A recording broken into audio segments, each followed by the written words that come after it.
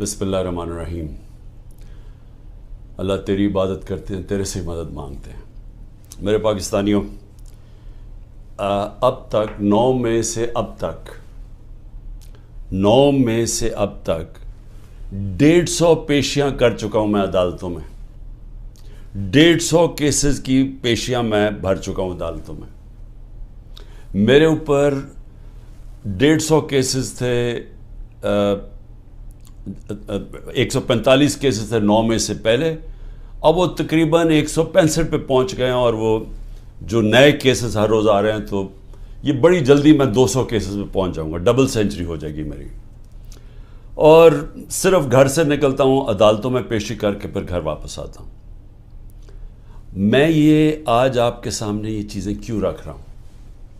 इसलिए नहीं कि मुझे ये कोई केसेस की वजह से मैं कोई कमज़ोर पड़ रहा हूँ या मैं कोई घबरा रहा हूँ। ये मैं तैयार हूँ हर चीज़ के लिए, कि जब भी मुझे पता था कि ये माफिया का मैं मुकाबला करूँगा। माफिया का मतलब ये कि ये वो लोग हैं, ये छोटा सा तबका है, ये मुल्क के वसाइल के ऊपर कंट्रोल करके बैठा हुआ है। ये आपस में मिले हुए हैं। इन्होंने, जब मेरी हुकूमत चल रही थी, तो इन्होंने पूरा प्रोपेगेंडा किया। मीडिया के हाउसेस के लोग इनके साथ मिले हुए थे। अब वो ज़रा दौर देख लें, क्योंकि अल्लाह अल-हक है। वो तो अब इकोनॉमिक सर्वे, जो कि हर साल माइशत के ऊपर एक सर्वे पब्लिश होता है, इकोनॉमिक सर्वे ऑफ पाकिस्तान, उसके अंदर वाज़े लिखा हुआ है कि हमारा दौर किधर से शुरू हुआ, क्या हालात थे हमारे, सबसे बड़ा बैरूनी खसारा, उसके बाद कोरोना के 2 साल आ गए, सारी दुनिया में तबाही मची उसकी। उस सब में से निकल के, यानी आखिरी 2 साल में जो हमारी हुकूमत की परफॉर्मेंस थी, वो इस मुल्क की तारीख में 2-3 दफ़ा ही हुई है। और वो जब हुई है तो उस वक्त डॉलर्स आ रहे थे अमेरिका के, क्योंकि हम अमेरिका की मदद कर रहे थे।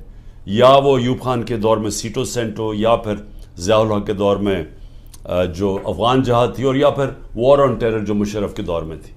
उसके अलावा सबसे बेहतरीन परफॉर्मेंस थी।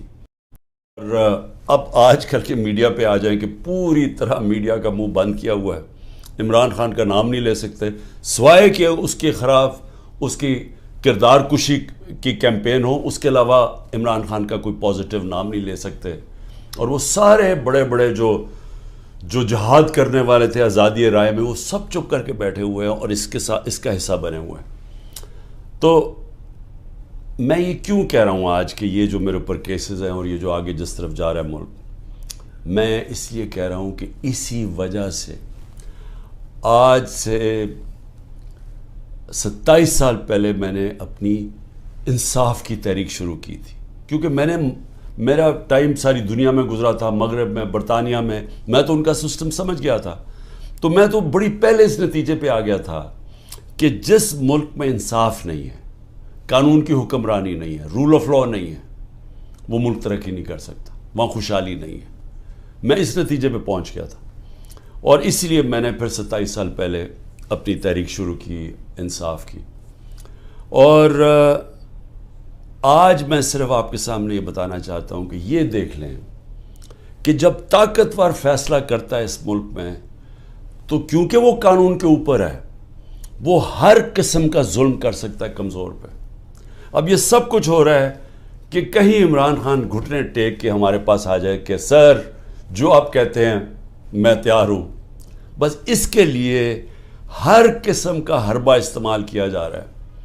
हर किस्म का, मेरे पे भी नहीं, मेरे ख़ानदान के ऊपर, उनके अलावा जो तहरीक इंसाफ के अंदर लोग हैं जो खड़े हैं आज, उन सब के ऊपर अब ये गुजर रही है, उनके घरों के ऊपर। यानी मैं बार बार बता चुका हूँ, मैं कभी नहीं समझता था कि मैं अपने मुल्क में ये हालात देखूँगा कि चलें घर तोड़ दिया, बिजनेसेस बंद कर दी, रात के 3 बजे घर में घुसते हैं 30-40 पुलिस वाले, और अपने मुंह कवर करके घुसते हैं। ये भी ज़रा सोचें कि कई शलवार कमीज, यानी आम कपड़ों में आते हैं, पुलिस की वर्दियों में नहीं आते, लेकिन क्लैशनिकोव्स पकड़ के आम घरों में आ जाते हैं। वहाँ बच्चे होते हैं, वो कई बच्चों के ऊपर क्या गुजरती है वो जब देखते हैं।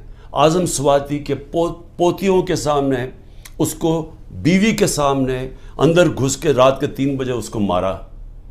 سب کے سامنے دیکھ رہے ہیں اس کو مارتے ہوئے ایک 75 سال کے آدمی کو. اور صرف اس کی غلطی تھی کہ طاقتور بادشاہ سلامت کے اوپر ایک ٹویٹ کر دی کہ باجوہ صاحب شکریہ آپ نے NRO2 دیا ان چوروں کو. اس کے اوپر سب کو پتا ہے کہ 9 میں پکڑ کے مجھے انہوں نے جیل میں بند کر دیا.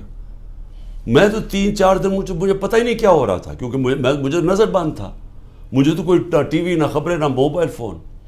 وہ جب میں سپریم کورٹ میں پہنچا تو اس سے پہلے مجھے وکیلوں نے تھوڑا سا بتایا اور پھر چیف جسٹس صاحب نے بتایا.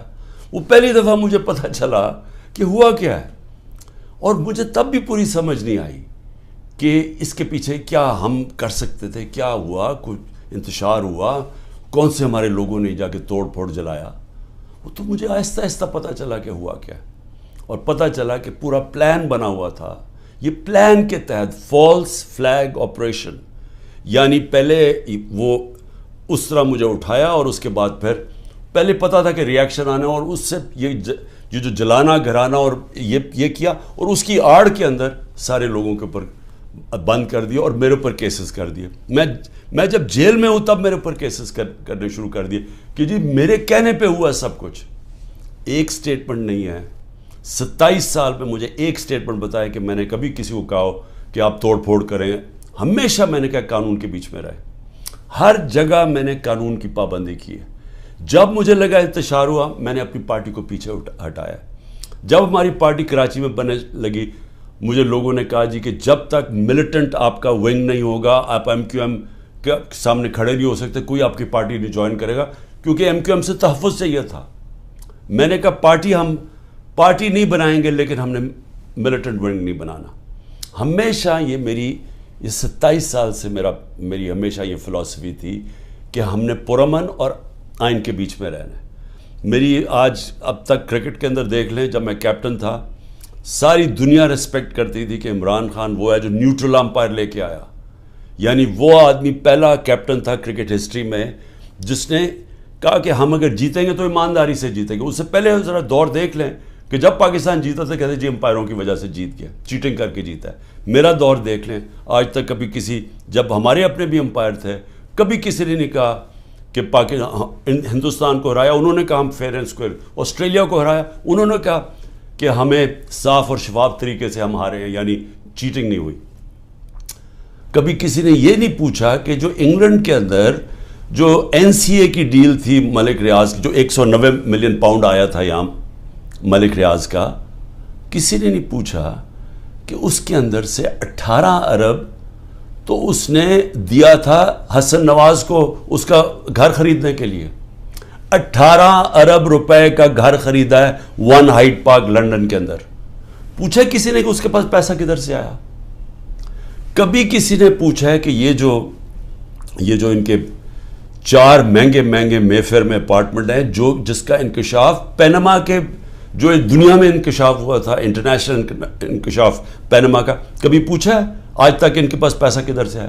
کبھی کہتے جی قطری خط دے دیا کہ جی وہ قطری کے شہزادے کے باپ نے اور ان کے میاں نواز شریف کے باپ نے کوئی فیصلہ کیا تو دونوں مر گئے, تو پتہ ہی نہیں کہ پیسہ کدھر سے آیا. پھر کبھی وہ کلیبری فونٹ آ گئی کہ ایک فراڈ کانٹریکٹ دکھا دیا, وہ اس فونٹ کے اندر لکھا ہوا جو اس وقت ایجاد ہی نہیں ہوئی تھی, وہ اس سے اگلے سال آئی تھی.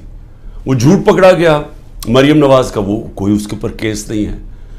کبھی کسی نے یہ نہیں پوچھا کہ وہ جو چودھری شوگر مل کا 80 کروڑ روپیہ دکھایا تھا کہ جی کسی دبئی کے بزنس مین نے بھیجا ہے, وہ دبئی کے بزنس مین نے نیب کے اندر لکھ کے دیا کہ میں نے پیسہ نہیں بھجوایا. تو یہ سارا منی لانڈرنگ کوئی انہیں پوچھتا نہیں ہے. توشہ خانہ میں ذرا پہلے یہ تو پوچھے کہ آصف زرداری نے 3 گاڑیاں لی توشہ خانہ سے, نواز شریف نے 1, مریم نواز نے 1, جو کہ توشہ خانہ میں نے ڈکلیئر کی. گاڑی لینا غیر قانونی چیز ہے, گاڑی نہیں نکال سکتے آپ, کوئی پوچھ نہیں رہا ان کو. آصف زرداری کے اوپر وہ جو فیک اکاؤنٹ کیسز تھے, اربوں روپے کا پیسہ جو شروع کیا تھا طریقہ نواز شریف نے ہدایبہ پیپر مل میں کہ یہاں سے چوری کر کے پیسہ ہنڈی والی سے باہر بھیجو, ادھر سے ریمیٹنسز دکھا کے پاکستان لے آؤ, وہی پیسہ بلیک کا پیسہ وائٹ کر لو. خود ہی قانون بنایا کہ جو باہر سے ریمیٹنس ہے کوئی سوال نہیں پوچھ سکتا. وہ ہدایبہ پیپر مل کے جو کیس تھا اس کے اوپر BBC کی ڈاکیومنٹری بنی. اسحاق ڈار نے 164 کا بیان لکھوایا کہ کیسے وہ پیسے ان کے منی لانڈرنگ کر کے بھیجتا تھا. وہ قاضی فیملی جو لنڈن میں بیٹھی ہوئی تھی, اس کا پورا بیان ہے. تو وہی طریقہ سارا ابھی تک, وہ شہباز شریف کا جو ہمارے دور میں پکڑا گیا, ایک ہی تو ہمارے دور میں ہوا تھا شہباز شریف کا جو کیس, وہی شہباز شریف کے کیسز کہ یہاں سے 8 ارب روپیہ اس نے اس کے جو منگوایا وہ فیک اکاؤنٹ سے سارے. چیزیں بتا رہا ہوں کہ یہ المیہ پاکستان کا. کیوں وہ بیچارے جو کشتی میں جن لوگوں سے پوچھیں رشتہ داروں سے, جو گریس میں یہ کشتی میں ہمارے کوئی 300 پاکستانی بیچارے ڈوبے ہیں, ان سب نے کیا کہا کہ ہمیں کوئی امید ہی نہیں نظر آ رہی پاکستان میں, ہمارا کوئی چانس ہی نہیں اپنے آپ کو اوپر لے جانے کا. یعنی وہ لوگ اس ملک سے امید چھوڑ کے بیچارے یہ نکل رہے ہیں, پیسے دیتے ہیں, قرضے اکٹھے کر کے نکلتے ہیں یہاں سے. یہ وہ لوگ ہیں, کیونکہ یہاں جو طاقتور ہے وہ جو مرضی کر لیں, اس کو یہاں کا پاکستان کا انصاف کا نظام نہیں پکڑتا. اور یہ ہمارے سامنے اب بیٹھے ہیں سارے دن دناتے ہوئے, 30 سال سے جو ایک دوسرے کو چور کہہ رہے تھے, آج سارے اوپر بیٹھے ہوئے ہیں. کوئی ان کے اوپر کیسز نہیں ہے, ختم ہو رہے ہیں ان کے کیسز. کیس کس کے اوپر کر رہے ہیں؟ ان لوگوں کے اوپر جن کی پوری کوشش تھی کہ اس ملک میں قانون کی بالادستی لے کے آئیں. یہ جو لوگوں کے اوپر ظلم کیا جا رہا ہے, جو جیلوں میں بھرے ہوئے ہیں, جو ہمارے کارکن ہیں, اس گرمی کے اندر چھوٹے چھوٹے کمروں میں کھانا باہر سے لے جانے نہیں دیتے, ان کو اس طرح کر رہے ہیں جیسے کہ کوئی دشمن ملک کے لوگ ہیں. اپنے لوگ ہی نہیں ہیں, بلکہ دشمن ملک کے لوگوں سے یہ بھی نہیں کرنا چاہیے. تو یہ سارا کچھ ثابت یہ کرتا ہے پاکستان میں کہ جب تک ہم اس ملک کے اندر اپنا انصاف کا نظام نہیں ٹھیک کرتے, جب تک طاقتور اسی طرح ظلم کرتا رہے گا کمزور پہ, اسی طرح ہمارے غریب لوگ یہاں سے ملک سے کوشش کریں گے یہ کشتیوں میں باہر جانا, کیونکہ یہاں روزگار ملنا نہیں ہے. جب تک ہم انصاف کا نظام نہیں ٹھیک کرتے, یہاں سرمایہ کاری نہیں ہونے لگی, سرمایہ کاری نہیں ہوگی, نوکریاں نہیں ملیں گی, اور نوکریاں جب نہیں ملیں گی تو یہی حالات ہوں گے, غربت بڑھتی جائے گی, بے روزگاری بڑھتی جائے گی جو بڑھ رہی ہے پاکستان میں. اور جو طاقتور ہے وہ اپنا پیسہ باہر رکھے گا. یہ ساروں کا, یہ جو میں نے نام آپ کو بتائے ہیں, ان بڑے بڑے خاندانوں کے سب کا پیسہ باہر پڑا ہے. ان کو کوئی فرق نہیں پڑا کہ روپیہ گرتا ہے, مہنگائی ہوتی ہے, ان کو فرق ہی نہیں پڑتا. ڈالرز میں پیسے پڑے ہوئے ہیں ملک سے باہر. یہ جو ہماری تحریک ہے, یہ پاکستانی ہو, یہ آپ کے مستقبل کی تحریک ہے, یہ حقیقی آزادی کی تحریک ہے. اس میں آپ نے نہ گھبرانا ہے نہ دل چھوڑنا ہے. اگر ہم اس وقت اپنی جد و جہد سے پیچھے ہٹے تو یہ ہمارے بچے ہمیں کبھی معاف نہیں کریں گے. اس ملک کا مستقبل ختم ہو جائے گا. یہ جو اوپر قبضہ گروپ بیٹھا ہوا ہے اور یہ ظلم کر کے لوگوں کو ڈرا کے ہمیں غلام بنا رہا ہے, آپ نے کسی صورت پیچھے نہیں ہٹنا. میں پھر سے آپ کو کہتا ہوں, پیچھے ہٹ گئے ملک کا مستقبل کیا. وہ جو بڑی خواب تھی پاکستان, جو ہمارے لیڈر قائد اعظم, جنہوں نے, جو کانسٹیٹیوشنلسٹ تھے, جو کہ قانون کی حکمرانی پہ چلنے والے تھے, جو آزادی کی جب وہ بات کرتے تھے تو وہ کوئی کمپرومائز نہیں کرتے تھے آزادی کے اوپر. خوددار انسان تھے. یہ غلام ہندوستان میں ایک آزاد انسان تھا جس کے ضمیر کی کوئی قیمت نہیں تھی, جس کے مخالف بھی ان کی عزت کرتے تھے. اور علامہ اقبال جو ایک کئی صدیوں میں ایسا ذہن مسلمان دنیا میں نہیں آیا جو علامہ اقبال کا تھا, جو انہوں نے تصور دیا تھا کہ ہم نے مدینہ کی ریاست کے اصولوں پہ ایک عظیم قوم کھڑی کرنی, اور پھر بتایا کہ کیوں ایک زمانے میں ہم نے دنیا کی امامت کی, اور شکوہ اور جواب شکوہ میں بتایا کہ کیوں ہمارا اب زوال ہے. آج ہم ادھر ہی کھڑے ہیں.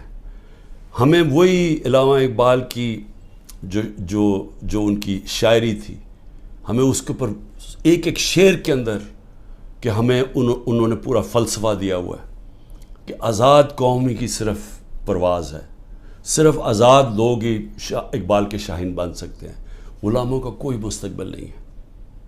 پاکستان زندہ باد.